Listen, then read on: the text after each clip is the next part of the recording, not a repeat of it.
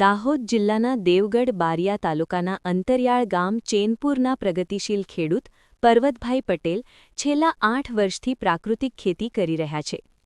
વર્ષ 2016માં આત્મા પ્રોજેક્ટ સાથે જોડાયા બાદ તેમણે દિલ્હી, ત્રિમંદિર અડાલજ, સુરત, સૌરાષ્ટ્ર તેમજ હરિયાણા રાજ્યમાં આવેલ રાજ્યપાલ આચાર્ય દેવવ્રતજીના પ્રાકૃતિક ફાર્મ પર પણ તાલીમ મેળવી છે. અમે પ્રાકૃતિક ચાલુ કરી હોળથી થોડાકમાં ધીરે ધીરે વધવા બાદ્યું તો અનાજ પણ પહેલું થોડું નુકસાન જેવું થયું, ઓછું પાકે, પણ ધીરે ધીરે વધવા બાદ્યું. અત્યારે તો મોદી સાહેબનો શબ્દ યાદ અમને આવી જાય 2 ગણી આવક, તો અત્યારે આપણા ખેતરમાં જો બધી 3 ગણી આવક ચાલુ થઈ ગઈ છે ને લોકો ઠેઠ હલ્દી ઘાટી સુધીના ખેડૂતો અહીં તાલીમો લેવા આવે ને જીવામૃત બનાવવાની પ્રેક્ટિકલ પણ અહીં હું આપું છું. પછી આદાની ખેતી કરી, ડુંગળી, લસણ, હળદર, પછી તરબૂચ બી કર્યા છીએ. એમાં તો બહુ નફો થવા બાદ્યો.